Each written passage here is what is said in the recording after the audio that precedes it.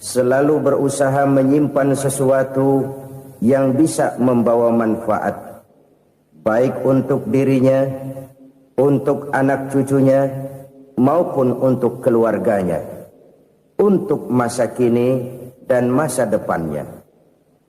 Kadang simpanan itu berbentuk uang, kadang berupa tanah, lain saat berbentuk pabrik, dan lain sebagainya.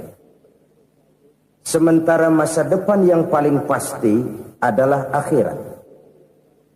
Jika untuk masa depan dunia kita rela memeras keringat, membanting tulang, pergi pagi dan pulang petang, menyimpan uang, menyimpan tanah, menyimpan pabrik, pernahkah kita merenung jika satu saat kiamat datang, kita dibangkitkan dari kubur masing-masing, berdiri di padang mahsyar untuk mempertanggungjawabkan seluruh kegiatan hidup kita di dunia ini, lalu kita akan menuju ke alam akhirat. Sudahkah kita mempunyai simpanan untuk akhirat kita? Pada pertemuan kali ini saya ingin menyampaikan sebuah hadis di mana Rasulullah sallallahu alaihi wasallam bersabda, "Arba'un min kanzil jannah." Simpanan sorga ada 4 macam. Yang pertama, ikhfa'us sadaqah, menyembunyikan sedekah. Saudara-saudara kaum muslimin, sebagaimana yang kita maklum bahwa Allah Subhanahu wa taala melebihkan sebagian rezeki dari kita terhadap yang lain. Ada yang kaya, ada yang setengah kaya, ada yang miskin, ada yang setengah miskin, dan selanjutnya. Ada yang gajinya kecil tapi penghasilannya gede. Ada yang penghasilannya gede tapi enggak punya gaji. Ada juga yang memang gajinya gede dan penghasilannya gede. Kelebihan rezeki merupakan sunnatullah dan tidak harus membuat kita merasa lebih dari yang lain. Bahkan sebaliknya, kelebihan itu harus membuat kita ringan tangan untuk menolong mereka yang memang memerlukan pertolongan. Kalau saudara diberikan ilmu, maka pertanyaan akhirat cuma satu: ilmumu kau amalkan untuk apa? Kalau saudara diberikan umur yang panjang, pengadilan akhirat juga bertanya satu: umurmu kau habiskan di mana? Tapi kalau saudara diberikan harta, pengadilan akhirat akan bertanya dua: hartamu kau dapat dari mana? Kau belanjakan kemana? Dari mananya ditanya dan kemananya juga ditanya. Oleh karena kita akan dimintakan pertanggungan jawab, maka amanah yang bernama harta ini harus kita gunakan dengan sebaik-baiknya. Ada penggunaan yang merupakan kewajiban, itu zakat namanya. Ada penggunaan yang sewaktu-waktu, itu infak namanya. Ada yang lebih sewaktu-waktu lagi, dan itu sedekah namanya. Zakat dia terikat oleh haul dan nisab, oleh putaran batas waktu dan ukuran dari harta itu sendiri. Sedangkan infak terikat oleh situasi dan kondisi perekonomian seseorang. Sedangkan sedekah tidak terikat dengan apapun. Dalam kondisi seperti apapun kita bisa melakukan sedekah dengan yang terkecil sekalipun. Sampai-sampai Rasulullah sallallahu alaihi wasallam mengajarkan, la tahkiranna minal ma'rufi syai'an walau an talqa akhaka biwajhin talik. Atau ada hadis, tabassumuka fi wajhi akhika laka shadaqah. Senyumanmu kepada temanmu adalah sedekah. Jadi untuk melakukan sedekah tidak harus dalam berbentuk uang. Dengan ilmu kita bisa sedekah. Dengan tenaga kita bisa bersedekah, dengan pikiran kita bisa bersedekah, bahkan senyum kepada teman itu pun sedekah. Jadi kalau sedekah dengan uang memang belum punya uang, nyengir aja banyakin. Itu asal pada tempatnya, jangan lalu ketemu tiang listrik cengengesan. Tentu tidak pada tempatnya dan tidak wajar. Sedekah yang paling dicintai Allah adalah sedekah yang disembunyikan. Artinya, jauh dari sifat riya. Kan kadang-kadang ada orang sedekah itu disebutkan namanya. Apa tidak bagus? Kalau memang niatnya ikhlas, ya bagus-bagus saja. Untuk memberikan sugesti kepada yang lain. Di Fulan bin Fulan nyumbang sekian, diumumkan. Boleh kalau niatnya untuk memberikan rangsangan kepada yang lain supaya dia menyumbang lebih besar dari orang tadi. Tapi kalau itu mendatangkan riya, maka sedekah yang paling dicintai Allah adalah sedekah yang disembunyikan. Tangan kiri saja tidak tahu apa yang diberikan oleh tangan kanan. Sedekah yang dilakukan dengan ikhlas akan merupakan perbendaharaan surga, tersembunyi dari pandangan orang lain, tidak seorang pun tahu. Karena memang sikap yang baik adalah melupakan kebaikan dan mengingat kesalahan. Itu salah satu ciri orang bahagia. Orang yang selalu mengingat kesalahannya dan berusaha melupakan segala kebaikannya. Kalau dia akan ada kebaikan, dia tidak bisa ikut, dia merasa rugi karena dia merasa belum pernah berbuat baik. Tapi kalau akan melakukan kesalahan baru, dia ingat kesalahan yang sudah-sudah, sehingga terhalang baginya untuk melakukan satu kesalahan baru. Demikianlah saudara-saudara, bahwa Allah melebihkan rizki sebagian kita dari yang lain, agar terjadi tolong-menolong dalam kehidupan ini. Jadi kesenjangan yang nature, kesenjangan yang alami, itu sunnatullah. Ada yang kaya, ada yang miskin, ada yang kelas menengah. Nah, kenapa lalu sekarang kita berusaha mengentaskan kemiskinan? Oleh karena adanya kesenjangan struktural. Kalau yang kaya bisa semakin kaya, kenapa yang miskin tidak bisa naik jadi ikut sedikit kaya? Sebab pada dasarnya Islam adalah agama yang sejak turunnya sudah berupaya memerangi kemiskinan. Bahkan dikatakan kemiskinan itu mendekatkan kepada kekufuran. Orang kalau miskin udah dekat banget sama kafir. Gampang menjadi kafir. Berapa banyak saudara-saudara kita yang oleh karena soal perut, oleh karena soal materi, terpaksa meninggalkan dan menanggalkan akidahnya.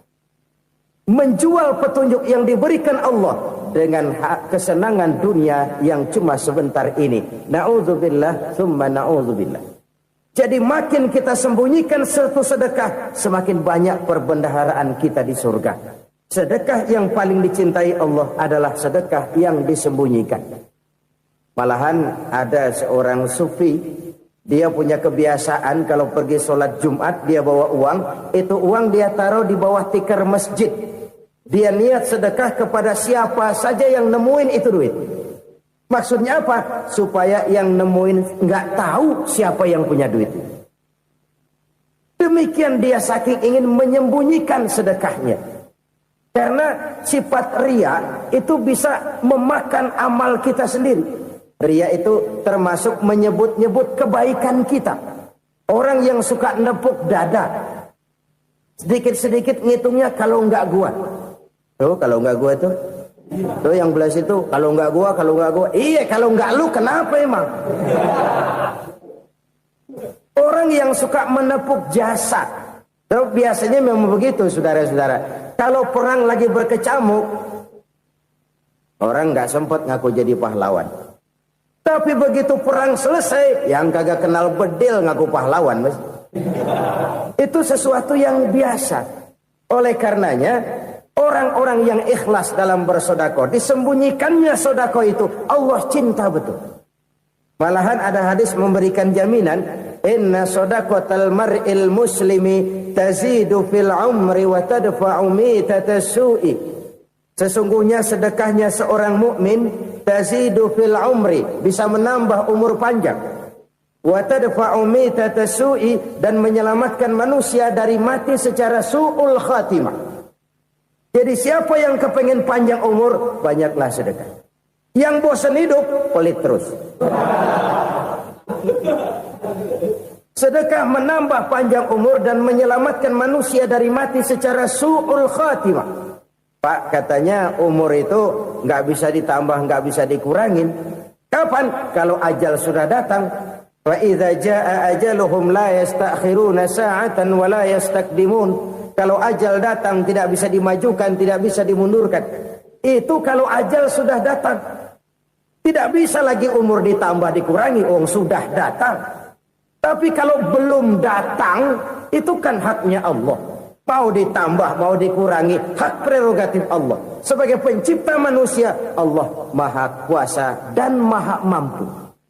Sedekah ini menambah panjang umur dan menyelamatkan manusia dari mati secara su'ul khatimah. Orang mati kan sama ya, kondisinya mati, nggak nafas. Tapi hakikat mati kan lain-lain. Ada yang mati itu husnul khatimah, baik akhirnya. Misalnya lagi ngaji mati, lagi sholat mati, lagi sedekah mati. Ini yang dinamakan dengan husnul khatimah, baik di akhirnya.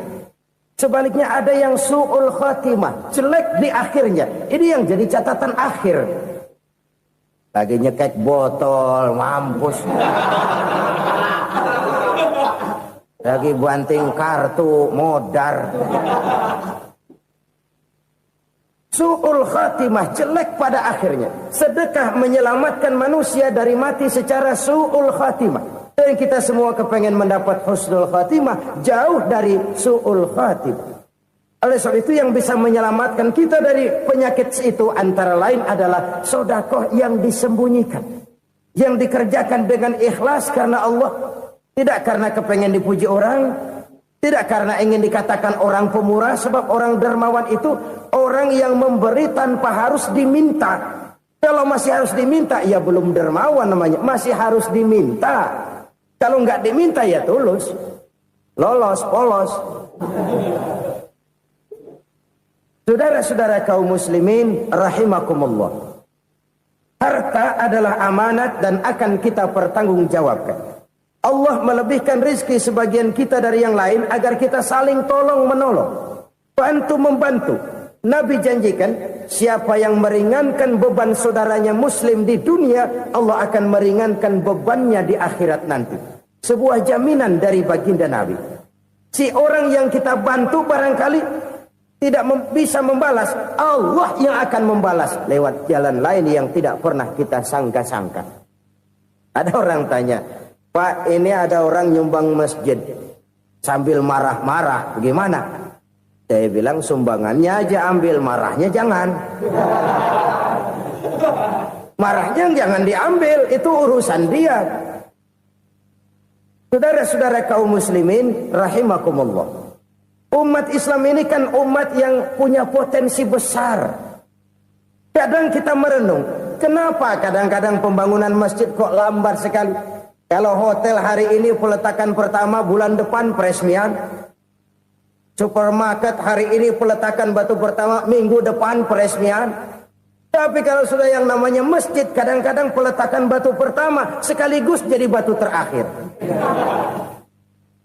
3 tahun, 4 tahun, campur nebar jalak di jalanan. Duit dijaring kayak ikan sepat. Apa tidak ada orang Islam yang kaya? Banyak. Apa tidak ada pengusaha muslim yang jadi konglomerat? Ada. Lalu yang belum banyak itu yang komit terhadap nilai-nilai agamanya. Akhirnya kita jatuh jadi umat yang lemah. Belum ada pengusaha konglomerat muslim buka pabrik supermi cap bedug misalnya umpamanya atau pabrik kecap cap sorban supaya identitas keislamannya sedikit kelihatan. Kita jatuh jadi umat yang lemah karena potensi tidak terinventarisir dengan baik. Kita ini ibarat kompor yang cuma matengin nasi orang lain. Potensi kita dimanfaatkan oleh orang lain. Ukhuwah Islamiyah kita baru terbatas kepada silaturahmi. Ukhuwah di bidang ekonomi kita lemah. Ukhuwah di bidang kebudayaan kita lemah. Apalagi ukhuwah di bidang politik kita lebih rapuh lagi. Padahal ukhuwah itu adalah totalitas kehidupan manusia. Menyangkut ipolek sosbud. Memerlukan nilai-nilai ukhuwah.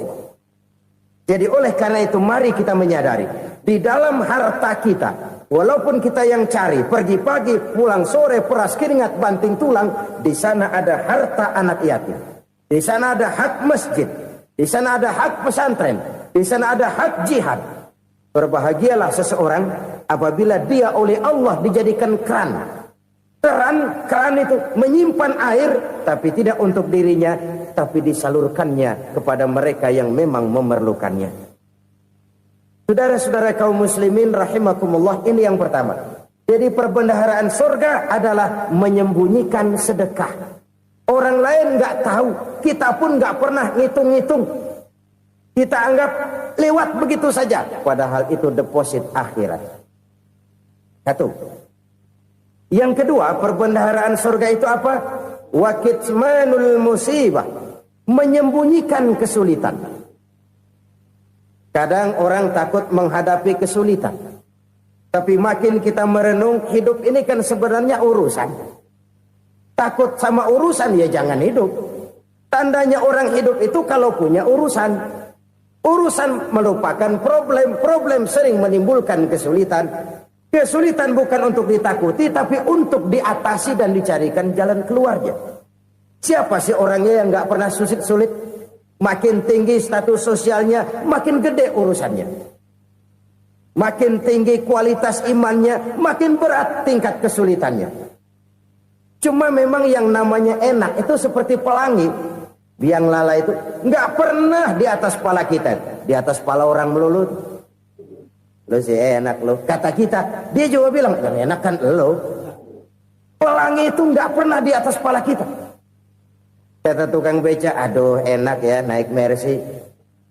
Kata tukang beca, apa yang di dalam mobil Mercy? Aduh enak bener tukang beca, di jok ngeringkuk ngorok pules bener. Saya kamar pakai AC, sejuk, tempat tidur sutra, empuk, alga, spring bed, pulak kulik, nggak bisa pules kalau belum minum Valium, belum tidur. Enak bener tukang beca, di jok ngorok nggak tahu wetan kulon. Si tukang beca bilang yang di Mercy enak, yang di Mercy bilang tukang beca enak. Inilah enak, nggak pernah di atas kepala kita, di atas kepala orang lain melulu enak itu. Nah, saudara-saudara,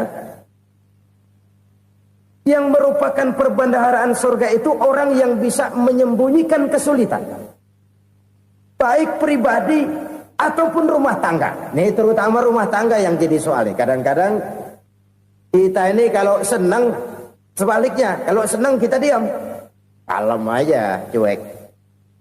Banyak banget duit kita bawaan, diam aja udah. Malah ketemu orang takut. Tapi begitu susah, sekampung tahu. Padahal Nabi mengajarkan perbendaharaan surga itu menyembunyikan musibah, menyembunyikan kesulitan. Kalau enak, cerita sama orang-orang. Kalau nggak enak, rasain sendiri, tekan sendiri, atasin sendiri. Kita kan sebaliknya. Senang kita diam, asal lagi susah, paling tidak kita nyari teman buat cerita kesusahan. Siapa orangnya yang nggak pernah susah? Cuma soalnya bagaimana kita mengatasi kesusahan itu sendiri. Begitu juga misalnya kalau orang sudah berumah tangga, itu orang tuanya harus menjadi tempat dia cerita yang enak-enak saja. Yang nggak enak rasain berdua, selesaikan berdua, atasin berdua. Jangan dibalik. Asal senang diam, giliran susah saja. Maknya laporan. Terbalik. Bisa menjaga security informasi. Maka nama bayam keluar diam, malah seluitan. Enak amat lo makan daging ayam. Security informasi. Saudara-saudara kaum muslimin rahimakumullah. Ujian yang terberat itu yang pernah diberikan kepada para nabi, para rasul, para aulia, para ulama. Makin tinggi keimanan, makin berat bentuk kesulitan. Ayo saya kemukakan satu contoh saja. Ada seorang nabi yang kaya, nabi kaya, namanya Nabi Ayub. Iblis kalau orang begini kan keki, ibadahnya rajin, kaya. Nih yang kayak begini susah digodain. Kalau ibadahnya rajin, miskin, kali bisa disogok. Sini imannya mantap, ibadahnya rajin, kaya, nabi lagi. Oh, tapi namanya iblis nggak kurang akal. laporan, Tuhan, kenapa Les? Ya ini bahasa saya, bahasa Qurannya sih nggak gitu. Itu hambamu yang namanya Ayub, dia rajin ibadah cuma karena dikasih kaya aja. Coba kasih miskin dia, berhenti dia sembahyang. Ah, kamu bisa aja. Saya tahu Ayub itu hambaku yang ikhlas. Saya buktiin Tuhan, silahkan. Dibuktiin lah, iblis turun ke alam ini. Yang mula-mula dia lakukan, dia rusak sawah ladang Nabi Ayub. Dia binasakan binatang ternak Nabi Ayub. Sehingga dalam waktu singkat, jatuhlah Nabi Ayub dari orang paling kaya jadi orang paling miskin. Beliau masih ibadah di mihrab dalam masjid. Datang iblis. Saudara Ayub, ya, lagi ngapain? Ibadah. Nyembah Allah, nyembah Allah. Oh, percuma. Kenapa? Tuhan yang ente sembah nih, dia udah bikin miskin ente. Sawah ladang ente hancur lebur, binatang ternak binasa. Sekarang ente jadi orang paling miskin. Ngapain nyembah Tuhan kayak begitu? Tekor. Udah berhenti dah ibadah, berhenti ibadah. Ini iblis sama Tuhan laporannya lain, yang dikerjakan kepada Nabi Ayub juga lain. Benar begitu iblis kata Nabi Ayub? Iya, sawah ladang saya habis, buras. Binatang ternak saya binasa, binasa. Saya miskin, bangpak. Apa jawab Nabi Ayub? Bukan innalillahi, ini hebat. Alhamdulillahillazi a'tani wa akhza minni. Segala puji bagi Allah yang telah memberikan harta kepada saya dan sekarang mengambilnya lagi. Alhamdulillah. Allah yang ngasih, Allah yang ambil. Itu mah urusan Allah. Iblis cuman ibadah jalan terus, sujud lagi Nabi Ayub. Iblis seleher gondok banget. Dasar Nabi nggak mempan dia apa-apain. Miskin malah alhamdulillah. Allah yang ngasih, Allah yang ambil.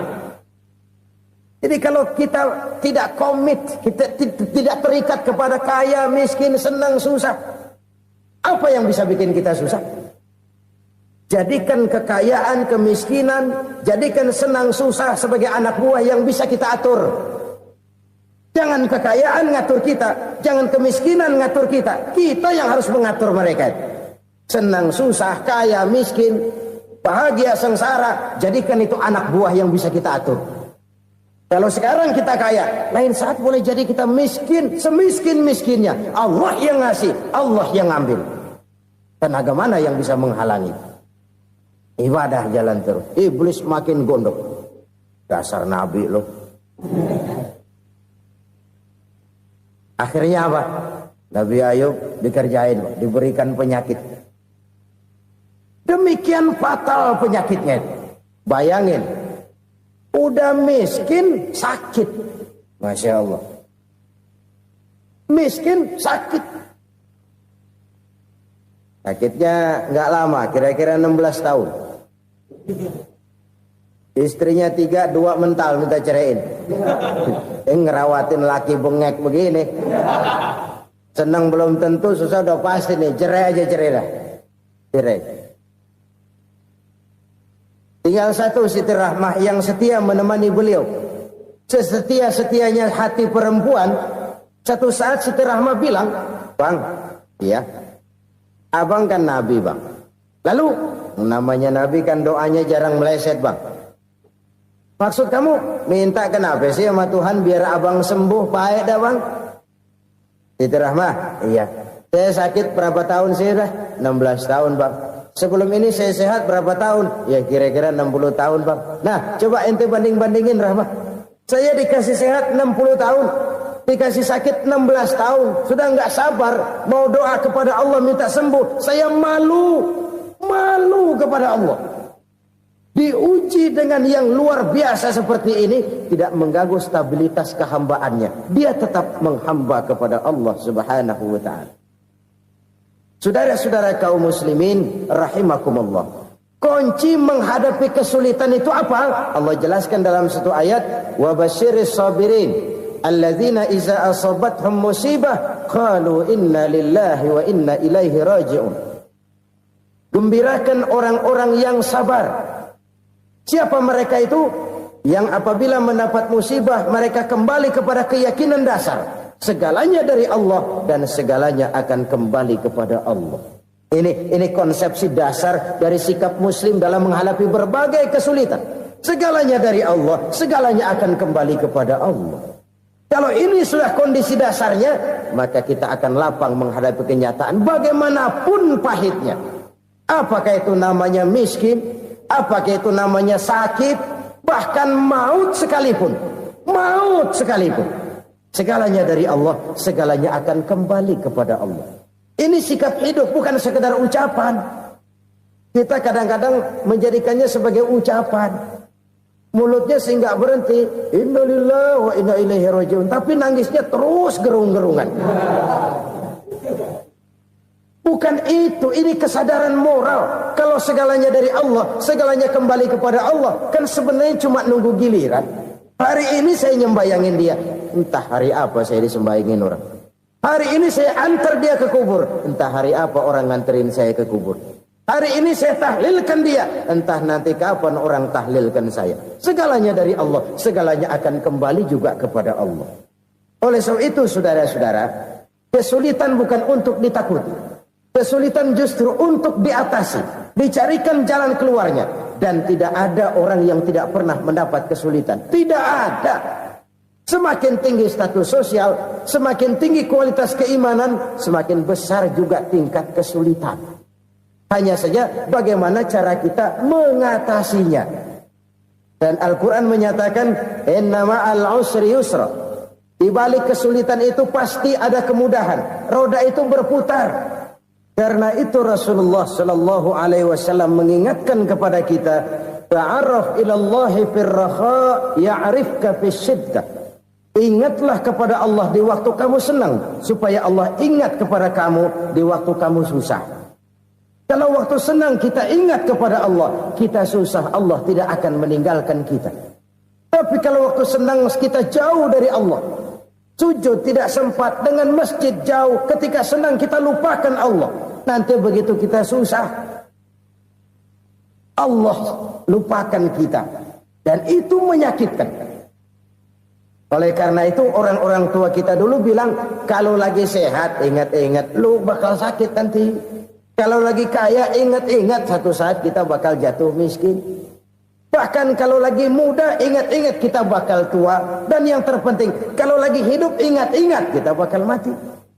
Saudara-saudara kaum muslimin rahimakumullah. Jadi yang kedua yang merupakan perbendaharaan surga, menyembunyikan musibah. Saudara-saudara kaum muslimin rahimakumullah. Hal ketiga yang merupakan perbendaharaan surga adalah wasilatur rahmi. Orang yang suka bersilaturahmi. Sebagaimana yang kita maklum bahwa manusia adalah makhluk yang disebut zon politika. Makhluk sosial yang tidak mungkin hidup sendiri-sendiri. Betapa dan siapapun kita memerlukan orang lain. Bodoh betul manusia kalau tinggal di tengah masyarakat tapi tidak mau bermasyarakat. Merasa hebat sendiri, pintar sendiri, gagah sendiri, kaya sendiri. Mungkin kalau mati juga ngubur sendiri. Jangankan kita di sini, di sorga saja Nabi Adam waktu sendirian bengong melulu, ngondar mandir. Allah tegur dam sepi dam. Ya ini kalau bahasa saya. Iya Tuhan sepi ini nggak ada coret-corekan pisan ini. Diciptakan Siti Hawa baru anteng Nabi Adam. Itu di surga. Cobalah. Umpamanya saudara tinggal di Jakarta nih. Kayak bener. Apaan aja di Jakarta punya saudara dah. Jembatan Semanggi ambil. Monas buntel bawa pulang. Hotel-hotel ambil semua. Cuman tinggal di Jakarta sendirian, apa enaknya? Betapa dan siapapun kita perlu orang lain. Tidak ada seorang pun yang bisa memenuhi kebutuhan hidupnya secara sendiri-sendiri. Nah, Islam telah menyelamatkan manusia dari ras diskriminasi. Mengikat manusia dengan persaudaraan yang berlandaskan kepada akidah. Karena itu dianjurkan bersilaturahmi. Bahkan Nabi menyatakan, man arada ayyubsata lahu fi rizqihi wa yunsa'a fi atharihi falyasil rahimah. Siapa yang kepengen diluaskan rezekinya dan dipanjangkan usianya, banyaklah ia bersilaturahmi. Siapa yang kepengen dimudahkan rezekinya, hendaknya ia banyak bersilaturahmi. Kalau banyak teman, kesulitan kan paling tidak ada tempat cerita. Udah susah, sendirian kita pikirin diri, nggak ada tempat tukar pikiran. Cepet banget sama bengek. Dilawan sendiri. Nah, secara makro kita bisa berkata, tidak mungkin ada kemenangan kalau tidak ada kekuatan. Tidak ada kekuatan kalau tidak ada kesatuan dan persatuan. Tidak mungkin ada kesatuan dan persatuan tanpa semangat silaturahmi. Kalau umat Islam mau menang, dia harus kuat. Kalau umat Islam mau kuat, dia harus bersatu. Kalau umat Islam mau bersatu, dia harus membudayakan silaturahmi ini. Bahkan sampai-sampai kata Nabi, kalau bisa cari nilai tambah. Apa? Silman qata'ak. Bersilaturahmilah kau kepada orang yang marah denganmu. Masya Allah, indahnya ajaran agama kita. Orang yang marah pun kepada kita, kata Nabi, kalau bisa bersilaturahmilah kepadanya, kepada orang yang marah itu. Di situ nilai tambah. Cuman jujur nih hadis, ngucapinnya gampang, ngamalinnya yang berat banget. Orang marah sama kita, kita disuruh silaturahmi, ada apa malu? Lu marah, ada gua marahan lagi, tunggu pikirin. Saudara-saudara kaum muslimin rahimakumullah. Tapi ini yang diajarkan, bahkan ini yang dicontohkan oleh baginda Rasul. Bagaimana begitu mudah, misalnya satu saat Abu Jahal ini ngatur strategi bagaimana bikin Muhammad celaka. Dia gali lubang di depan tempat tidurnya. Dia tutupin daun korma. Terus dia panggil seseorang, ke sini. Kasih tahu Muhammad, pamannya sakit keras, minta ditengokin. Berangkat orang ini ke sana. Muhammad, labbaik. Pamanmu sakit keras, dia minta ditengokin. Baik, saya akan datang menjenguk beliau. Berangkatlah Nabi ke rumah Abu Jahal tanpa prasangka apapun. Abu Jahal udah pasang setil, selimut 3 rangkap setengah dia pakai. Persis kayak orang meriang. Tapi sembari ngintip dari balik selimut.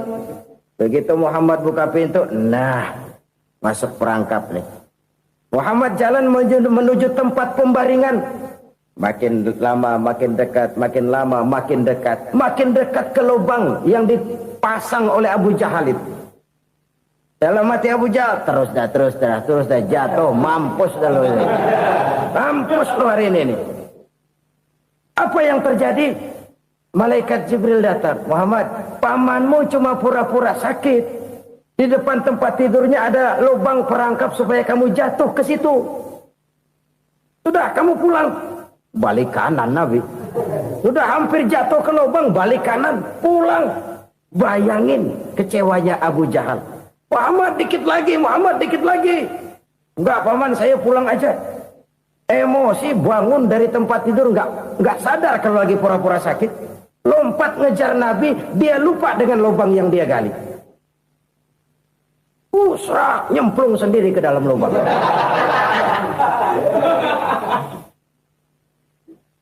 Nabi terus berlalu. Ini terjadi keanehan. Jatuh ke lubang yang dia gali itu sebenarnya nggak terlalu dalam ya, antara 3-4 meteran lah. Tolong saya jatuh ke lubang ini. Datanglah pelayan-pelayannya itu. Angkat saya dari sini. Oh, yang ngulurin tambang. Satu gulung, belum juga nyampe itu tambah. Kurang, beli lagi ke warung. Sambung, ulur lagi, nggak juga bisa sampai. Wah, ini kerjaan Muhammad ini. Tolong, siapa salah seorang kamu ke rumah Muhammad, kasih tahu encangnya kecebur. Minta ditolongin. Sampaikan kepada Rasul. Kenapa? Pamanmu jatuh ke lubang, Muhammad minta tolong diangkatin. Tambang udah nyambung-nyambung nggak nyampe juga. Ya, nanti saya datang, saya tolong. Coba.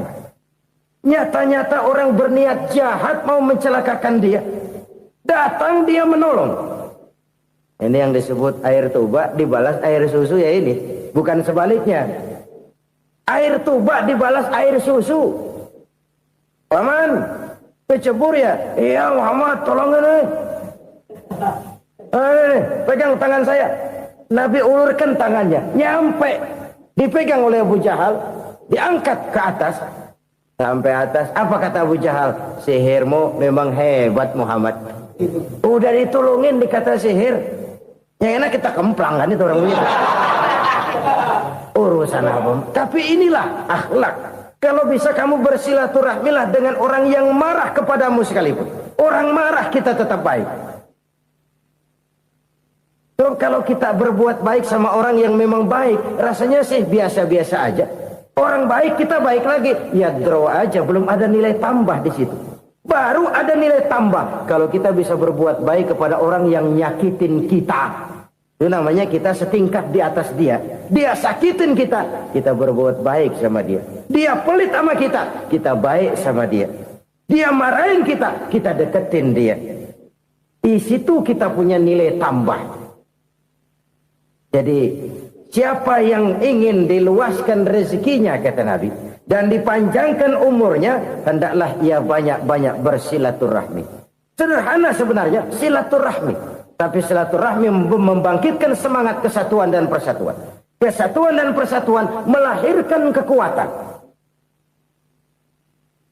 Dalam matematika, 1 ditambah 1 pasti 2. Tapi di tengah masyarakat, 1 orang takut ditambah 1 orang takut, hasilnya jadi 2 orang setengah berani. Kenapa setengah berani? Karena udah berdua. Tadi pan takut sendirian. Kalau dia kumpul turu-turu takutlah jadi berani. Kita yang lemah, kita yang tidak berdaya, kita yang miskin, kalau mau kompak bersatu, apa yang nggak bisa kita kerjain? Apalagi tinggal di kota besar, pilihan cuma 2, bertahan atau minggir. Bertahan atau minggir. Untuk bisa bertahan harus mampu bersaing. Untuk mampu bersaing harus punya keahlian. Keahlian harus ditunjang dengan pendidikan. Ditambah oleh kekompakan sebagai umat. Udah miskin mencar mulu, orang injak kita. Orang nggak pandang urusan apa malu. Oleh karena itu silaturahmi pada hakikatnya merupakan roh dari ukhuwah yang diajarkan oleh agama kita. Bagaimana Islam menyelamatkan masyarakat manusia dari ras diskriminasi, mengikat manusia, dan tidak ada persaudaraan yang lebih indah selain persaudaraan yang diikat dengan nilai-nilai akidah. Sepanjang orang di jalan Allah, itulah saudara kita. Keluar dia dari jalan Allah, selesailah persaudaraan sampai di situ. Karena itu, kalau ingin menyimpan sesuatu di surga, banyaklah bersilaturahmi. Datang ke rumah ini, datang ke rumah itu, dan lain sebagainya. Itu simpanan kita di akhirat nanti. Ini yang ketiga. Saudara-saudara, yang keempat, perbendaharaan surga itu apa? Wa qawlu la hawla wa la quwwata illa billah. Ucapan la haula wa la quwwata illa billah. Ibadah kan ada yang berat, modalnya besar. Bangun masjid berat, modalnya besar. Bangun rumah sakit berat, modalnya besar. Ada ibadah yang berat tapi modalnya ringan. Misalnya puasa. Puasa itu berat, mengendalikan nafsu. Kalau sekedar nggak makan nggak minum sih enteng, mengendalikan nafsu itu jihad terbesar. Tapi kan modalnya ringan, cuma niat saja. Ini ibadah berat, modalnya ringan. Ada ibadah yang ringan, modalnya juga enteng. Seperti termasuk ucapan la haula wa la quwwata illa billah. Tanpa sadar, la haula wa la quwwata illa billah. Nyelengin tuh di surga. Nyelengin, kita nggak terasa. Nyelengin simpenan akhirat. La haula wa la quwwata illa billah. Nyimpan lagi. Kaget. La haula wa la quwwata illa billah. Nyimpan lagi. Banyak simpanan. Walaupun sebenarnya yang dimaksud di sini adalah kesadaran batin. Bahwa tidak ada daya dan kekuatan kecuali Allah. Itu intinya. Kita memulai pekerjaan disunahkan baca bismillah. Kan begitu. Apa itu? Kesadaran moral. Bahwa ini saya bisa kerjakan. Saya kerjakan ini dengan menyebut nama Allah. Kenapa? Kalau Allah tidak memberikan daya dan kekuatan, mana mampu saya kerjakan ini. Maka saya kerjakan ini dengan menyebut nama Allah. Bismillah. Kesadaran moral. Manusia hanya wajib berusaha, tapi nggak pernah wajib berhasil. Banyak hal-hal yang kalau kita renungkan secara rasio nggak mungkin. Tapi jadi kenyataan. La haula wa la quwata illa billah. Tidak ada daya dan kekuatan kecuali bagi Allah semata-mata. Kesadaran moral akan kelemahan dan keterbatasan makhluk bernama manusia. Kadang kita kagum dengan otak, tapi kita sering lupa sama yang bikin otak. Padahal bagaimanapun hebatnya otak, yang bikin otak pasti lebih hebat dari otak. Nggak percaya, silahkan otak-otakan. Inilah kecenderungan. Kita kagum dengan pesawat-pesawat mutakhir, bukan main, besi gede banget terbang itu. Alangkah hebatnya. Lalu apa yang bikin otak tidak lebih hebat dari itu semua? Kita puji laut, apa yang bikin laut tidak lebih hebat dari laut itu? La haula wa la quwata illa billah. Tidak ada daya dan kekuatan kecuali Allah. Apa yang bisa kita lakukan?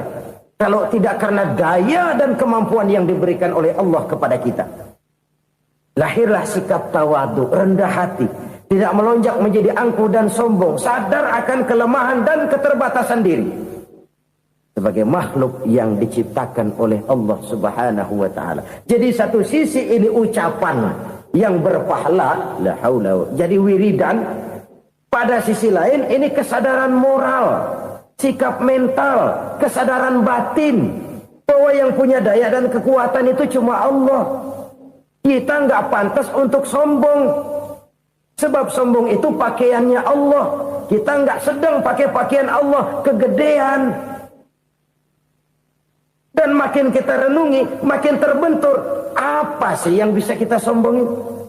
Kita mau sombong apa? Kayak pintar, itu kan semua relatif. Di atas langit masih ada langit lagi. Jadi oleh karenanya, marilah kita menyadari. Manusia hanya wajib berusaha, tapi tidak pernah wajib berhasil. Yang berusaha saja tidak wajib berhasil, apalagi yang tidak berusaha. Islam bukan agama orang pemalas yang selesai sholat lalu ngelohom, nggelenggem ayem-ayem. Tapi Islam bukan agama orang sombong yang setelah berusaha lalu tidak memerlukan Allah. Kita bisa saja bikin proyeksi, tahun sekian kita bakal panen besar menurut perhitungan otak. Tapi ada kejadian lain. Apa? Tikus ngambek. Habis itu dimakanin tikus, panen gagal. Proyeksi rasional gagal oleh tikus-tikus yang ngambek itu. Bisa saja terjadi. Tahun depan kita panen besar. Urung. Kenapa? Musim panas panjang. Dan sekarang ini koran-koran bikin berita musim mengalami penyelewengan. Bukan cuma manusia yang nyeleweng sekarang. Musim pakai nyeleweng. Mestinya kan musim hujan udah selesai. Masih hujan-hujan juga. Musim. Nah sekarang kita boleh bikin proyeksi, kita bakal panen besar. Tahu-tahu musim panas panjang, sawah retak, air kering. Cari teknokrat yang paling botak, suruh pendekin tuh musim panas. La haula wa la quwata illa billah. Inilah kesadaran moral. Saudara, saya teringat satu saat ada seorang konglomerat. Umurnya ya kira-kira 70-an. Satu saat dia ditanya oleh wartawan, Pak, umur Bapak berapa sih? Ya paling 10 tahun. 10 tahun? 10 tahun?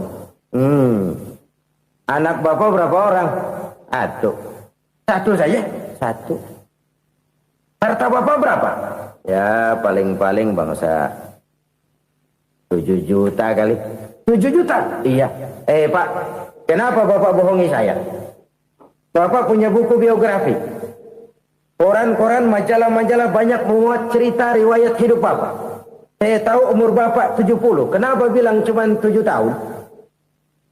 Saya tahu anak Bapak 8. Kenapa cuma bilang 1? Saya tahu harta bapak miliaran, mungkin triliunan, pabrik di mana-mana, bank di mana-mana. Kenapa bilang uang bapak cuma 7 juta? Nah, kata si konglomerat tadi, kamu benar nak, kamu benar. Umur saya kalau jumlahnya memang 70 nak. Cuman ingat-ingat saya, baru 7 tahun terakhir ini saya sujud. Baru 7 tahun terakhir ini saya berusaha dekat dengan Allah. Saya laksanakan perintahnya, saya jauhi larangannya. 7 tahun inilah rasanya yang ada nilainya di hadapan Allah. Yang 63 tahun matong, kelabu, kelam umur gue. Habis untuk maksiat, untuk munkarat. Maka ketika ditanya tadi, umur saya 7 tahun itu. Oh begitu Pak. Oh iya. Lalu anak Pak. Anak bapak kan 8. Kenapa bilang cuma 1? Nah, kalau jumlah hitungannya memang anak saya 8. Tapi dari 8 orang ini rasanya cuma 1 nih. Yang bakal jadi buah hati, belahan jantung. Pelanjut cerita, penerus sejarah. Bakal jadi anak soleh yang akan mendoakan saya. Cuma 1 rasanya anak saya ini yang bakal jadi buah hati saya. Besar-besaran saya. Yang akan mendoakan di kubur saya. Yang akan mendoakan di akhirat saya. Yang 7 orang mana, Masya Allah, yang atu tenggeng, yang atu nyekek botol mulu, yang atu nggak karu-karuan. Makanya saya bilang 1 anak saya yang akan bisa mendoakan saya. Oh begitu Pak. Iya. Nah harta Pak, harta bapak kan triliunan, pabrik bapak di mana-mana, uang bapak hampir di tiap bank-bank besar. Kenapa bilang cuma 7 juta? Betul kau nak. Harta saya kalau jumlahnya memang miliaran, triliunan mungkin. Tapi yang saya ingat baru 7 juta tuh yang saya belanjakan di jalan Allah. Saya nyumbang masjid, saya santuni yatim piatu, saya bantu pembangunan pesantren, saya bantu pembangunan rumah sakit Islam. Itu yang akan saya bawa pulang ke akhirat, yang 7 juta itu. Yang triliunan itu nanti akan diperebutkan oleh anak-anak saya sebagai waris saya. Jadi harta saya 7 juta itu yang bakal nemenin saya di akhirat. Yang akan saya bawa pulang jadi teman saya. Saudara-saudara kaum muslimin, jangan-jangan orang tua itu adalah kita-kita ini. Jangan-jangan kita-kita ini adalah orang tua itu. Jangan-jangan itu potret dari diri kita masing-masing. Dari sekian umur yang diberikan Allah, berapa tahun yang ada nilainya di hadapan Allah? Dari sekian anak-anak yang merupakan amanah, berapa yang akan mendoakan kita sebagai orang tuanya menjadi anak soleh? Dari sekian banyak harta yang diberikan Allah, berapa yang akan kita bawa pulang menghadapnya nanti, yang kita belanjakan di jalan Allah? Ini sebuah potret kehidupan. Karena itu kita kembali kepada la haula wa la quwwata illa billah. Kita wajib berusaha, kita wajib berikhtiar. Selebihnya, segala daya dan kekuatan hanya milik Allah saja semata-mata. Satu kesadaran batin dari setiap pribadi muslim. Setelah ia berusaha dan berikhtiar, ia menyerahkannya kepada Allah Subhanahu wa ta'ala. Jadi, satu sisi ini merupakan wiridan ucapan yang mengandung pahala. Pada sisi lain, ini merupakan sikap batin dari seorang muslim di dalam ia menghadapi realitas kehidupan ini. Saudara-saudara kaum muslimin, rahimakumullah. Kalau ini kita jadikan satu basis kehidupan, maka ini akan menyelamatkan manusia dari kemungkinan tergelincir menjadi orang yang lupa diri dan lupa darat. Sebab itu Imamul Ghazali berpesan, jadidis safinah fa innal bahra amiq wa khuziz zad fa inna safara ba'id wa khaffifil hamla fa innal hamla sadid. Perbarui selalu kapalmu karena lautan sangat dalam. Bawa bekal yang banyak karena perjalanan ini sangat jauh. Ringankan beban karena kebanyakan beban akan menyakitkan. Alangkah indah kalimat ini, alangkah dalam makna yang terkandung di sana. Perbarui selalu kapalmu karena lautan sangat dalam. Apa artinya ini? Jaga mentalmu baik-baik. Pelihara imanmu baik-baik karena hidup penuh cobaan seperti lautan. Kita kalau berlayar di lautan kan kadang-kadang tenang, angin bertiup sepoi-sepoi basah. Jika malam datang bintang gemintang bertabur menghias cakrawala. Rembulan memantulkan sinarnya dengan indah. Dalam keadaan begitu berlayar enak. Tapi lain saat ombak menggunung, halilintar menyambar, angin topan bertiup. Berapa banyak sudah saudara-saudara kita yang tenggelam di lautan dunia tanpa sadar bahwa dia belum sampai kepada pantai yang akan dituju. Berapa banyak sudah saudara-saudara kita yang tenggelam di lautan dunia ini tanpa sempat bangkit lagi. Dia menyangka sudah sampai kepada tujuannya. Tapi hati kapal jangan sampai bocor karena lautan sangat dalam. Iman ini jaga baik-baik karena hidup penuh dengan ujian. Wa khuzizat fa inna safar ba'id. Bawa bekal yang banyak karena perjalanan sangat jauh. Saudara mau ke Bandung, bawa duit. Saudara mau ke Surabaya, banyakan lagi duitnya. Saudara mau ke Mekah, gepokan, iketan tuh duit nggak lembaran lagi. Makin jauh perjalanan, makin banyak bekal yang harus kita bawa. Kalau saudara dari Jakarta mau ke Surabaya, kagak bawa duit berangkat juga, itu sih bukan berani namanya, nekat. Sampai Surabaya belum tentu, sengsara di jalan udah pasti. Kenapa? Nggak bawa bekal berangkat. Sama juga kita nih, misalnya belum sempat sembahyang, mati. Waduh, berani banget orang. Belum punya bekal, mati. Sengsara di jalan. Atau bekal tidak cukup. Dari Jakarta saudara mau ke Surabaya, bawa duit 500 perak. Paling jauh Cikampek nyampenya itu. Paling jauh itu. Antara jauhnya perjalanan dengan bekal yang saudara bawa tidak seimbang. Hidup ini perjalanan panjang. A walking tour. Dimulai dari alam arwah. Sebelum jasad diciptakan, roh diciptakan lebih dulu. Dari situ pindah ke alam rahim. Dari alam rahim pindah ke alam dunia. Dari alam dunia pindah ke alam barzah. Baru menuju akhirat. Satu perjalanan panjang. Kalau bekal tidak bawa, sengsara di jalan. Bawa bekal yang banyak karena perjalanan ini sangat jauh. Wa khaffifil hamla, ringankan beban karena beban itu cuma akan menyulitkan. Kalau bekal itu sih keperluan, tapi beban nggak kita perluin, cuma ngeberat-ngeberatin.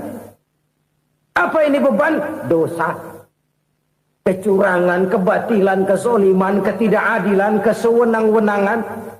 Itu akan jadi beban kita di akhirat. Alangkah celakanya, perjalanan panjang, bekal tidak bawa, beban kelewat banyak, alamat sengsara di jalan. Pahala tidak ada, dosa berlipat ganda. Na'udzubillah, summa na'udzubillah. Kalau kita rangkum nasihat Al-Ghazali dengan kisah si konglomerat tadi, kita akan mengambil kesimpulan. Pertama, bekal terbaik dalam menghadapi gejolak kehidupan ini tidak lain adalah iman. Yang kedua, pahala dan dosa. Dua hal kontroversial. Pahala adalah bekal, dosa adalah beban. Tapi kita sekarang kan tidak begitu terangsang kepada yang abstrak. Orang berlomba mencari yang konkret-konkret saja. Yang real. Kalau memang dosa, benjol dong. Kira-kira begitu. Kira-kira begitu. Persis orang Yahudi dulu. Orang Yahudi itu kan pernah minta kepada Nabi Musa. Ya Musa, lan nu'mina laka hatta narallaha jahrah. Musa, kami nggak bakal mau beriman kepada Allah kalau belum kami lihat Allah ada nongkrong di depan kami. Kalau memang Tuhan ada, taruh dong di depan kami. Mau yang konkret-konkret saja. Kalau memang dosa, benjol dong. Kalau memang pahala, berasa dong. Orang terangsang kepada yang real, yang konkret-konkret saja. Karena itu, untuk mengejar dosa, orang mau bayar. Tapi untuk mengejar pahala, walaupun tidak bayar, orang segan. Ini yang dikatakan oleh Nabi, kamu mengharapkan ke surga, tapi kamu berat melaksanakan sesuatu yang bisa membawa kamu ke surga. Kamu ingin jauh dari neraka, tapi tiap saat kamu lakukan perbuatan-perbuatan yang justru menjerumuskan kamu ke neraka. Idda'aitum an-najata minan nar wa ramaitum fiha anfusakum. Kamu ingin selamat dari neraka, tapi kamu lemparkan diri kamu ke neraka. Kamu ingin masuk surga, tapi berat sekali kamu melakukan perbuatan-perbuatan yang bisa menyampaikan kamu di surga. Saudara-saudara kaum muslimin rahimakumullah. Jadi hal keempat yang merupakan perbendaharaan surga adalah la haula wa la quwata illa billah.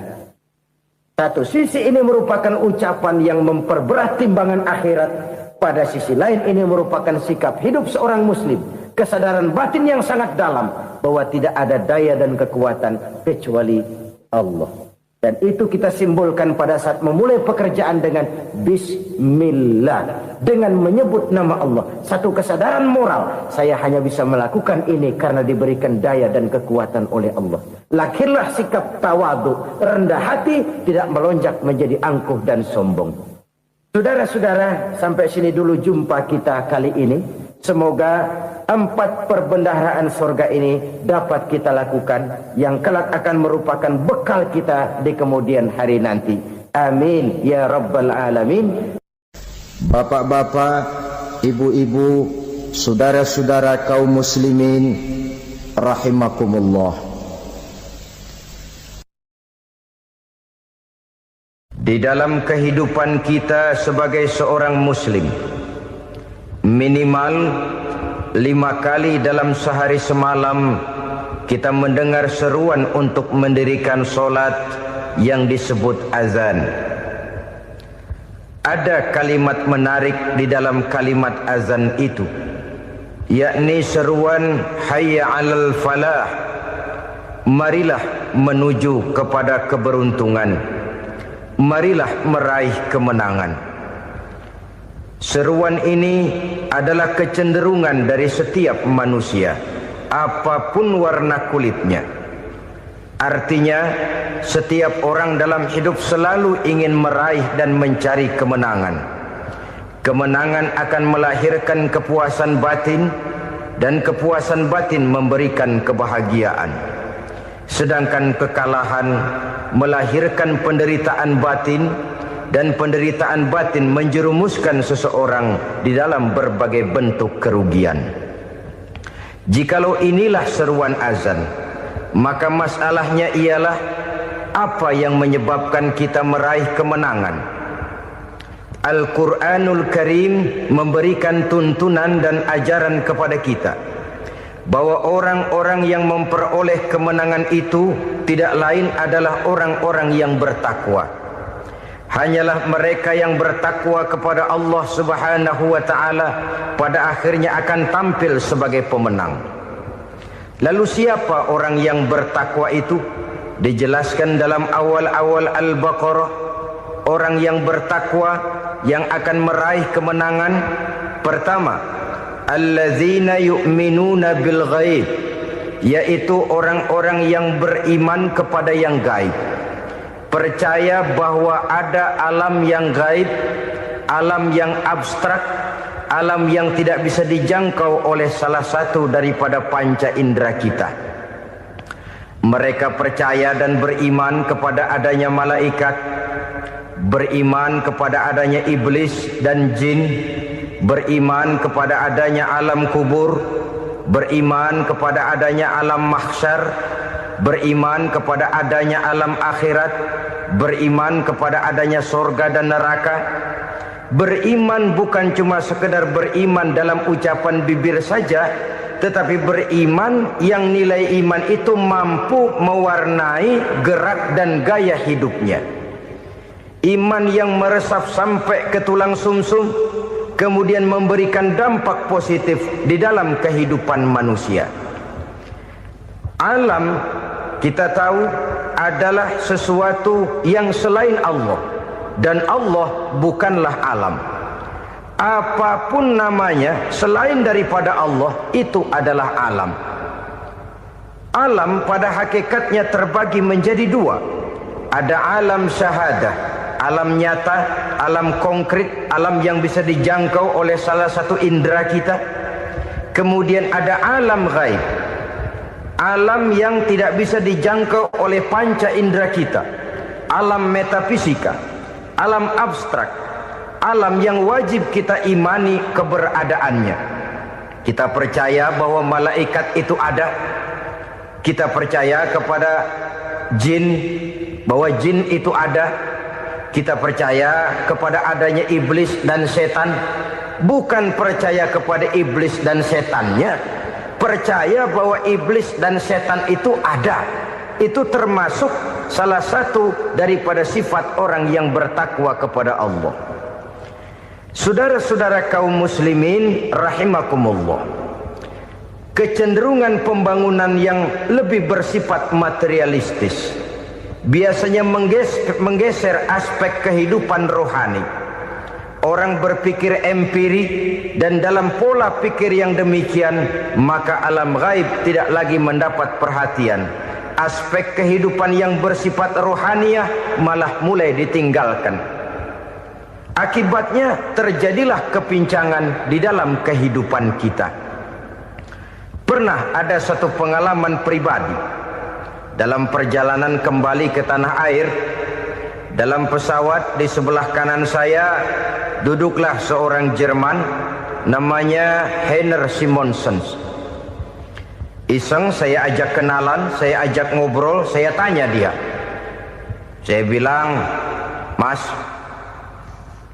Heiner ini,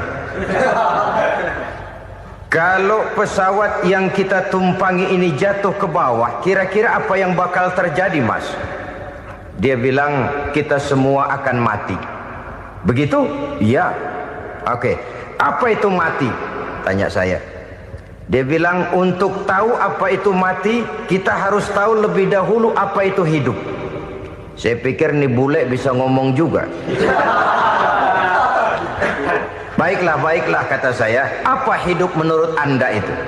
Oh, hidup itu dia bilang, kalau seluruh anggota badan kita bekerja secara normal, paru-paru memompa darah secara normal, jantung berdetak secara normal, sel-sel tubuh bekerja secara fit, dan organisme tubuh hanya mau bekerja secara normal, dia bilang, kalau kita memberi makan yang cukup, menu yang teratur, dan gizi yang lengkap. Saya bilang, kesimpulannya apa, Ner? Dia jawab, hidup adalah dari tangan ke mulut. Life is from the hand to the mouth, kata dia. Hidup adalah dari tangan ke mulut. Jadi masalah hidup tidak lebih daripada masalah isi perut. Orang pergi pagi, pulang sore, peras keringat, banting tulang, perut yang dibelain. Saya bilang, you are wrong. Sampean salah, Ner. Kamu orang Islam bukan? Bukan. Pantas. Kenapa saya salah? Dia bilang. Ya jelas salah. Salahnya di mana? Kamu ini manusia. Kalau hidup cuma dari tangan ke mulut, saya bilang, kambing di kampung saya juga begitu pikirannya, Ner. Itu kambing di kampung saya, asal perutnya kenyang, sudah hidup dia. Perkara besok bagaimana, lusa prospeknya macam mana, bulan depan ada apa, kambing nggak pernah mikir. Di kampung saya kambing juga pikirannya begitu. Kamu Kristen ya? Tadinya. Loh kok tadinya, lalu apa sekarang kamu ini? Dia bilang, sekarang saya netral. Saya tidak beragama, tapi saya percaya kepada Tuhan sebagai pencipta alam. Saya ingat benar dia bilang, I haven't any religious, but I believe to God as the creator of the world. Kenapa bisa netral begitu, Ner? Habis saya bingung katanya. Islam bilang Islam baik, Kristen bilang Kristen baik, Hindu Buddha bilang Hindu Buddha baik, semua agama baik. Saya netral sekalian, nggak beragama. Yang penting saya percaya kepada Tuhan. Saya bilang, Ner, kamu ini kayak orang mau beli celana, lalu bingung. Yang satu bilang Levi's bagus, yang satu bilang Blue Jean hebat, yang satu bilang Wool England hebat. Celana ini hebat, celana itu bagus, celana ini hebat. Semua celana bagus, kamu bingung. Akhirnya netral, tidak pakai celana. Itu juga salah. Saya pikir-pikir, kemudian saya melihat bahwa dua pola berpikir Heiner ini nampaknya sudah mulai menggejala di lingkungan masyarakat bangsa kita. Disadari atau tidak, secara jujur kita harus berkata, dua pola pemikiran Henner ini mulai berkembang di tengah masyarakat bangsa kita. Pertama, pola pikir materialisme. Hidup adalah dari tangan ke mulut. Masalah hidup tidak lebih masalah isi perut. Itu yang perlu dibela, dan disitulah arti kehidupan. Pergi pagi, pulang sore, peras keringat, banting tulang untuk mempertahankan perut. Kalau sudah kemari cara orang berpikir, maka buat apa percaya kepada yang gaib? Untuk apa sholat? Untuk apa puasa? Untuk apa zakat? Untuk apa menghadiri majelis taklim? Tanpa kepercayaan kepada yang gaib, hidup berjalan menurut alur empiris dan materialis. Kalau sudah ke sana cara orang berpikir, biasanya orang lalu cenderung menghalalkan segala cara. Hanyalah orang yang percaya bahwa akhirat ada. Hanyalah orang yang percaya bahwa alam kubur itu ada. Hanyalah orang yang percaya bahwa malaikat itu ada, hidupnya akan lebih terarah dan terkendali. Karena kepercayaan kepada yang gaib, yang merupakan fase daripada kehidupan setelah hidup yang sekarang ini, mewarnai gerak pribadi seseorang di dalam dia melakukan kegiatan hidupnya. Pola berpikir materialisme, disadari atau tidak, mulai menggejala di lingkungan masyarakat bangsa kita. Hidup tidak lebih dari urusan tangan ke mulut, mulut ke tangan, tangan ke mulut. Asal perut sudah kenyang, hiduplah sudah. Perkara bagaimana prospek hari yang akan datang, bagaimana akhirat, tidak jadi persoalan. Ini yang oleh Nabi diperingatkan, ad-dunya sijnul mu'min wa jannatul kafir. Dunia adalah penjara bagi orang beriman dan surga bagi orang kafir.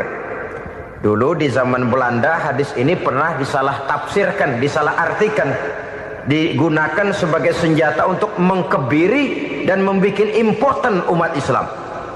Sudahlah umat Islam gak usah macam-macam, kata Belanda. Dunia ini kan penjara buat orang Islam, surga buat orang kafir. Di penjara jangan bertingkah.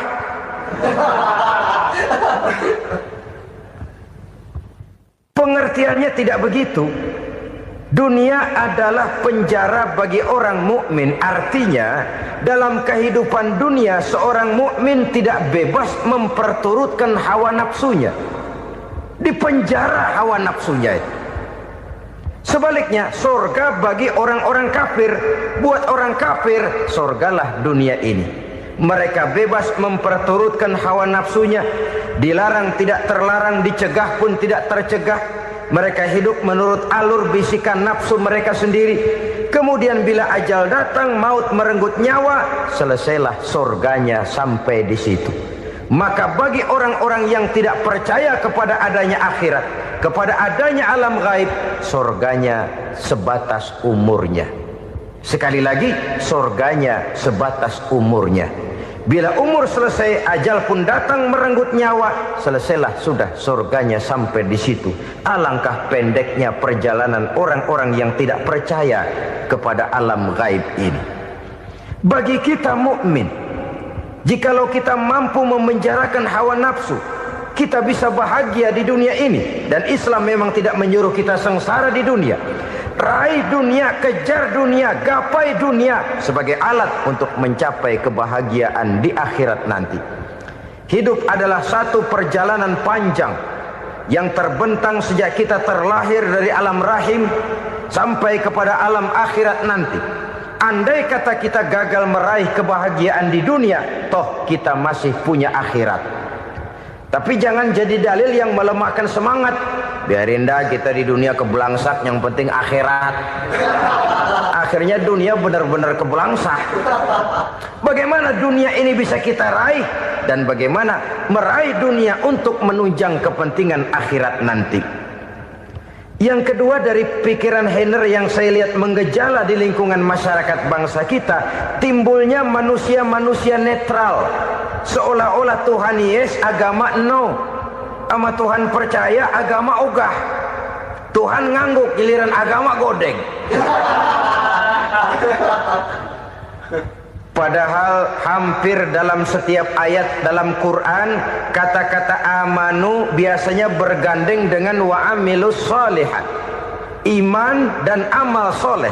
Ini sebagai isyarat Tuhan dan agama jangan pernah dipisah-pisah. Apabila kita bertuhan, maka kita harus beragama. Apabila kita beragama, maka agama itu harus bersumberkan dari Tuhan yang kita imani itu. Tidak mungkin kita pisah, Tuhan yes, agama no. Sama Tuhan percaya tapi agama bikin sendiri.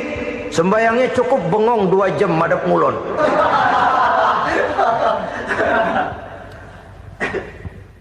Saudara-saudara kaum muslimin rahimakumullah. Jadi dengan demikian, agama yang kita akui merupakan unsur mutlak di dalam pembangunan sekarang ini, merupakan bagian dari kehidupan yang menuntun kita bahwa di balik alam nyata ini, di balik alam syahadah ini ada alam gaib. Dan mudabbir, murabbi, yang mengatur, yang menguasai, yang memelihara baik dia alam nyata, baik dia alam gaib, tidak lain adalah Allah Subhanahu wa ta'ala. Di sana ada satu super power, satu maha kekuatan yang kita perlu bersandar kepadanya. Sebagai makhluk nyata yang hidup di alam nyata, berbuatlah secara nyata sebagaimana harusnya kita berbuat. Karena Islam jelas bukan agamanya orang pemalas. Islam jelas bukan agamanya orang yang mengajarkan setelah selesai sholat boleh duduk, nggelenggem ayam-ayam, ndelohom, menghitung bintang di langit sambil menunggu keajaiban. Tidak. Islam adalah agama yang mengajarkan apabila sholat sudah selesai kamu kerjakan, bertebaranlah di permukaan bumi, cari karunia Tuhanmu. Jangan hidup berpangku tangan menunggu keajaiban. Karena hidup bukan undian. Jangan berharap untung besar tanpa mau peras keringat. Tapi di sebalik itu toh kita juga harus yakin bahwa di sisi usaha nyata yang kita lakukan ada satu super power, satu maha kekuatan gaib yang menentukan berhasil dan tidaknya usaha kita. Kepercayaan kepada hal semacam inilah yang mendorong kita untuk mempunyai sandaran vertikal, agar jikalau usaha ini berhasil, kita tidak lupa diri dan lupa daratan. Jikalau usaha ini gagal, kita tidak putus asa dan buruk sangka, tidak cupik pandangan dan sempit hati, tapi mampu melihat persoalan dengan kacamata putih sambil husnuzon kepada Allah Subhanahu wa ta'ala. Kita percaya malaikat itu ada. Ada yang namanya raqib dan atid, mengawasi gerak hidup kita sampai kepada gerak hati kita. Ini memberikan sugesti agar kita berhati-hati. Tidak sejengkal tanah pun kita bisa berlindung dari pengawasan raqib dan atid. Ada munkar nakir yang akan menyoal kita di alam kubur. Ada malaikat Malik, penjaga neraka. Ada malaikat Ridwan yang menjaga surga. Kita percaya kepada adanya jin, kita percaya kepada adanya setan, iblis. Percaya kepada adanya, bukan mempercayai si setan, si iblis lalu menjadikannya sebagai teman. Tidak. Percaya bahwa mereka itu ada dan merupakan makhluk Allah yang gaib, yang diciptakan Allah Azza wa Jalla. Kepercayaan kepada alam gaib memberikan motivasi terhadap gerak lahir manusia, sehingga dengan motivasi kepercayaan kepada yang gaib, gerak lahir jadi lebih terarah, jadi lebih terpelihara. Pernah seseorang bertanya, "Pak, apakah adanya akhirat bisa dibuktikan secara ilmiah?" Saya bilang tidak bisa, tidak bisa. Kenapa? Karena yang berangkat nggak pernah pulang kembali lagi. Kalau dia pulang kemari bisa kita tanya bagaimana enak di sono. Cuma secara moral saya katakan, lebih beruntung orang yang percaya kepada akhirat daripada yang tidak. Sekarang saudara percaya akhirat ada, lalu saudara baik-baik di dunia, sholat, puasa, zakat, menolong orang lain, menebarkan kebajikan. Saudara mati, andai kata akhirat tidak ada, toh dalam hidup saudara sudah berbuat baik. Paling tidak nama saudara akan dikenang sebagai orang baik. Sebaliknya, saudara percaya, kata saya, bahwa akhirat tidak ada, lalu hidup semau-maunya, tenggelam dalam maksiat dan munkarat, menentang Allah, tidak mau ruku dan sujud, lalu saudara mati, kemudian akhirat ada, ayo mau apa? Bekal tidak punya. Jadi secara moral lebih beruntung orang yang percaya kepada adanya akhirat daripada yang tidak percaya. Dan itu alam gaib yang tidak bisa dibuktikan secara eksat. Jangankan untuk membuktikan seperti itu, dalam kehidupan sehari-hari saja yang kita rasakan tidak selalu berbentuk toh. Angin, bagaimana sih bentuknya angin? Kita tidak tahu. Merah, buktinya kalau dikerok merah. Yang merah itu kulit, yang kulit kita bukan anginnya. Sakit, rasa sakit itu ada, tapi bagaimana bentuk sakit kita nggak pernah tahu. Kalau kita makan cabai pedas, bagaimana bentuk pedas itu tidak ada, tapi rasa ada. Bentuk pedas hijau, cabenya bukan pedasnya. Tidak semua yang kita rasakan bisa kita gambarkan dalam bentuk yang konkret. Oleh karena itu, sekali lagi bahwa kepercayaan kepada alam yang gaib mampu memberikan satu sugesti yang menata kehidupan seseorang lebih lurus, lebih terarah, dan lebih terkendali. Maka wajar kalau kepercayaan kepada yang gaib mengantarkan seseorang untuk meraih kemenangan. Kenapa? Dia percaya kepada yang gaib, bahwa akhirat ada, bahwa alam kubur ada, bahwa pertanggungan jawab itu ada. Maka dia lalu tidak hidup saenae udele dewe, itu loh. Tidak hidup menurut seleranya sendiri, terarah, teratur. Ini cirinya yang pertama. Orang bertakwa yang akan meraih kemenangan, mereka beriman, mereka percaya kepada yang gaib. Bahkan hal-hal konkret saja selalu berangkat dari yang gaib. Saudara-saudara, para remaja, para pemuda sekarang ini tidak pernah tahu toh siapa yang akan jadi teman hidup saudara. Kita bisa saja ngerancang, mentargetkan, tapi toh akhirnya yang namanya jodoh bukan kekuasaan kita. Rezeki di luar kemampuan kita. Begitu juga ajal. Maut, jodoh, ajal adalah contoh-contoh konkret bahwa pada akhirnya yang gaiblah yang menentukan. Bertahun-tahun ngelancong, emang jodoh seret, nggak jadi.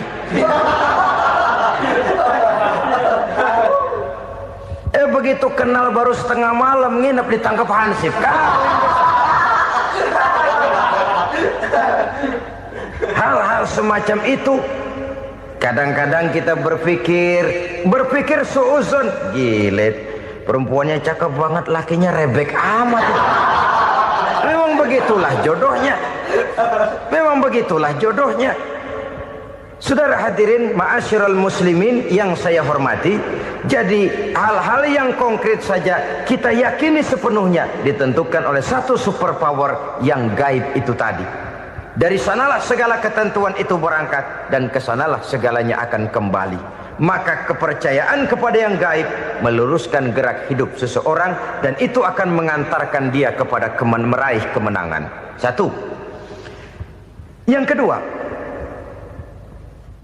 wa yuqimuna shalah. Orang bertakwa yang akan meraih kemenangan itu adalah orang-orang yang mendirikan sholat. Kenapa sholat mengantarkan orang untuk meraih kemenangan? Yang jelas, inna sholata tanha anil fahsya'i wal munkar.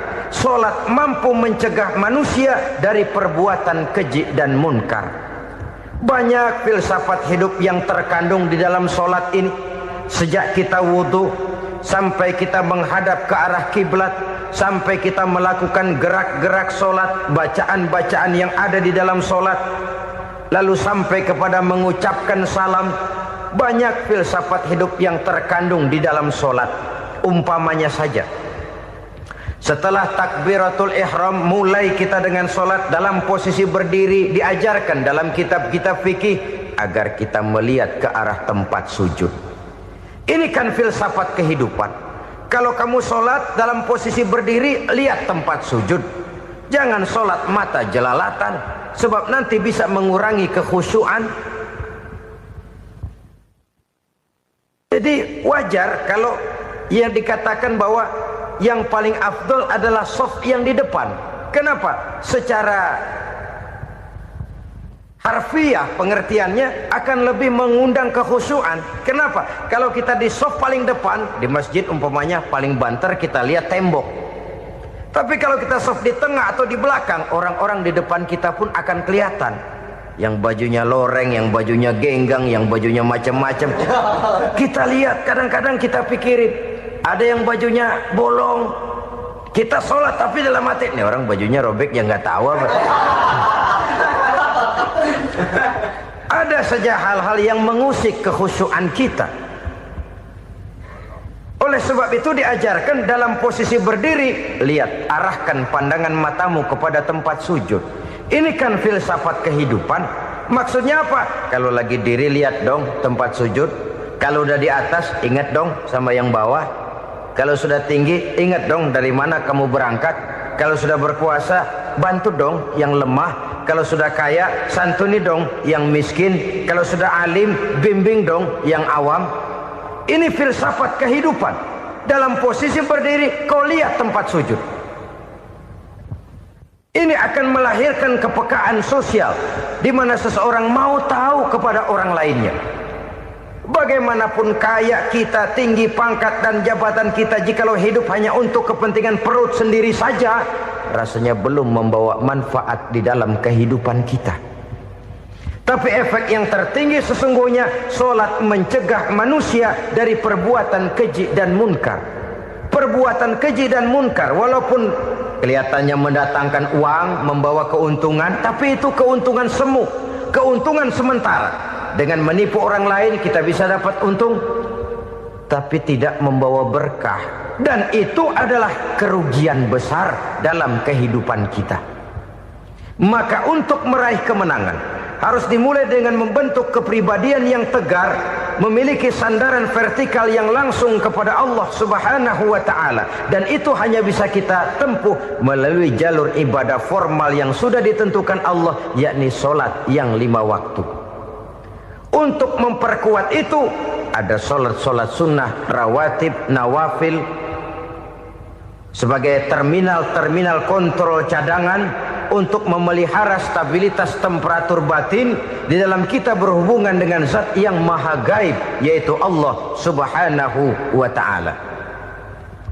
Orang sering bertanya, Pak, itu tetangga saya nggak sholat, duitnya nggak habis-habis, Pak. Nggak sholat tapi mobilnya tambah terus. Nggak sholat tapi usahanya makin maju. Tapi di sisi lain ada orang yang rajin sholat, rezekinya butak bener. Anaknya mana kurus, mana korengan. Saudara hadirin ma'asyiral muslimin rahimakumullah, harus saya katakan bahwa sholat memang bukan untuk cari duit. Sholat adalah sandaran vertikal kita kepada Allah. Sedangkan soal rezeki itu berkaitan dengan sifat Allah maha pengasih dan maha penyayang. Allah maha pengasih, siapapun dikasih kalau mau usaha. Allah maha penyayang, tidak semua orang disayang oleh Allah Azza wa Jalla. Dan belum tentu banyak harta itu merupakan nikmat. Mungkin juga istidraj. Artinya istidraj itu dikasih tapi diambulin, kalau bahasa Betawinya itu. Dikasih tapi diambulin, itu bukan merupakan nikmat sesungguhnya, lebih merupakan azab dari Allah Subhanahu wa ta'ala.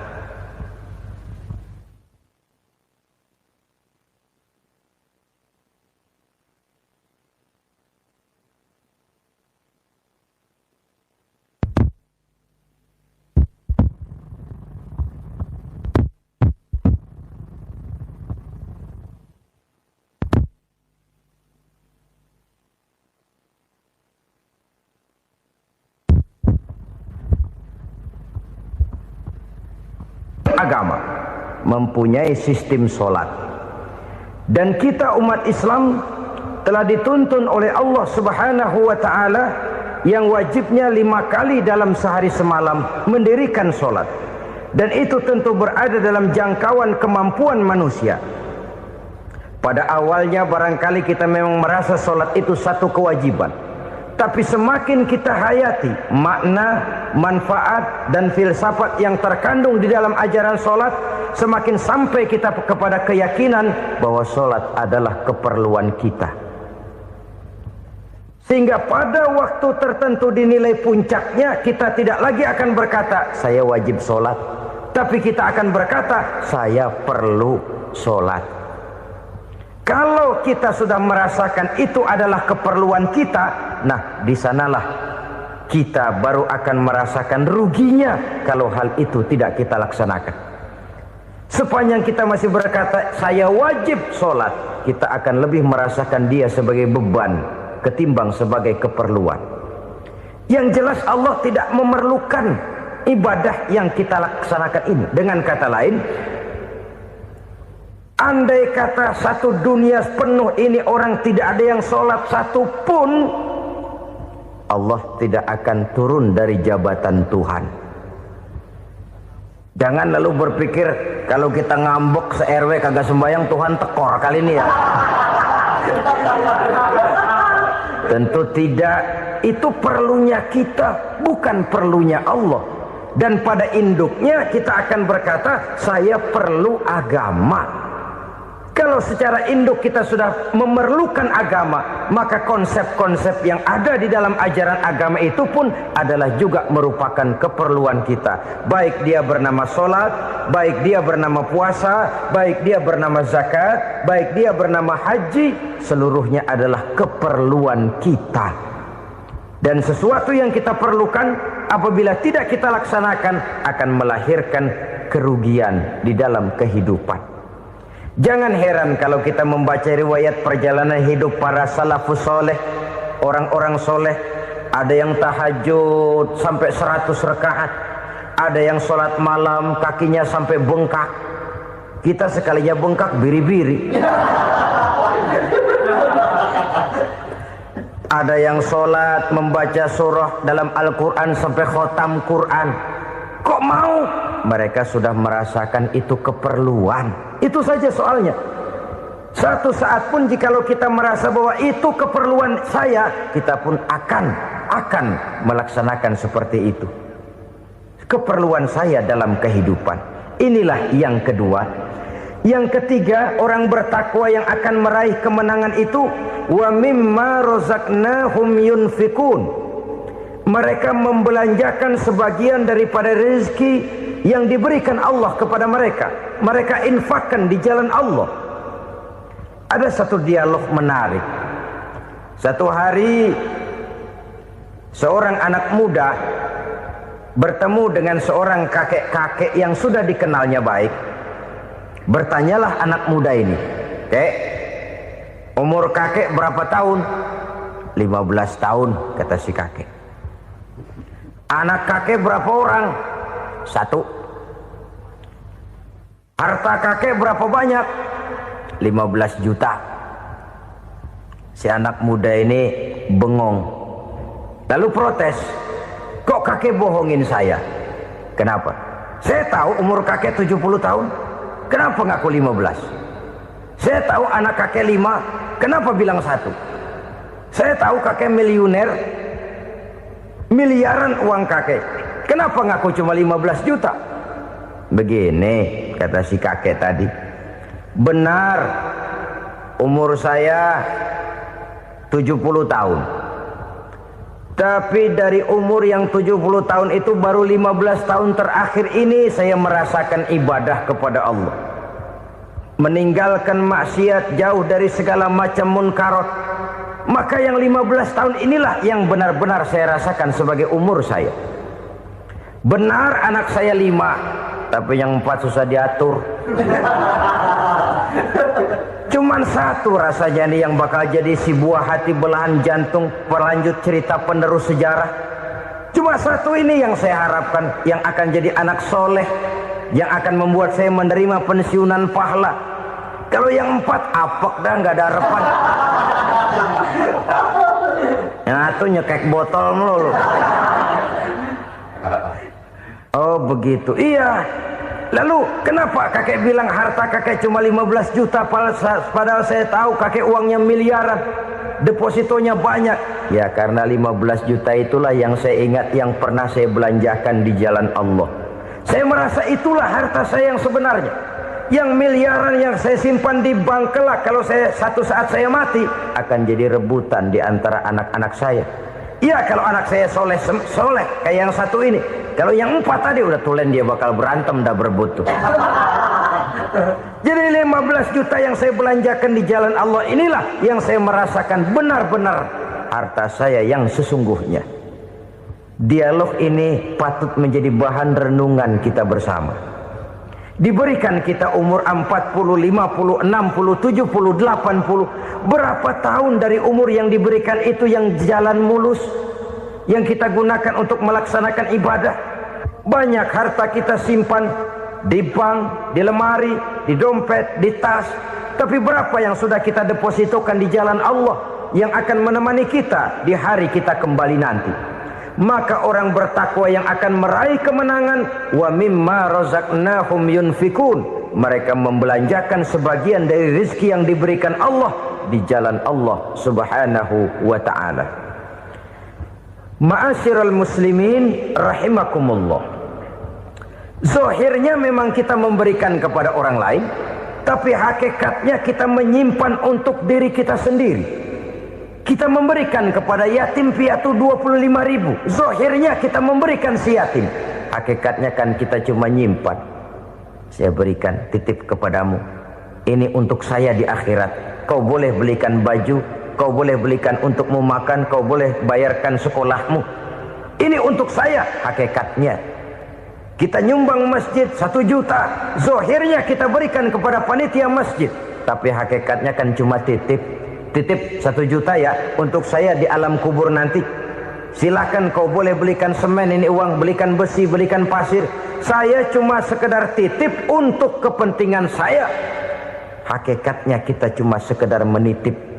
Sebagaimanapun pada hakikatnya, apapun yang kita miliki dalam kehidupan kan cuma sekedar hak guna pakai, bukan hak milik mutlak. Harta kita, rumah kita, kendaraan kita, kebun kita, pabrik kita, hak guna pakai saja. Hak milik mutlak cuma untuk Allah Subhanahu wa ta'ala. Saudara-saudara kaum muslimin rahimakumullah. Ini yang ketiga. Kemudian yang keempat, orang-orang bertakwa yang akan meraih kemenangan, allazina yu'minuna bima unzila ilaika. Mereka yang beriman, mereka yang percaya kepada apa yang telah diturunkan kepadamu Muhammad, ay Al-Quran, yakni Al-Quranul Karim.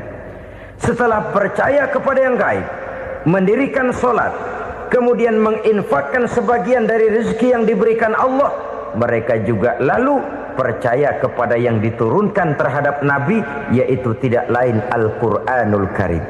Sekali lagi di sini, percaya bukan hanya sekedar percaya saja, tetapi percaya lalu menjadikan Al-Quran itu sebagai pedoman hidup.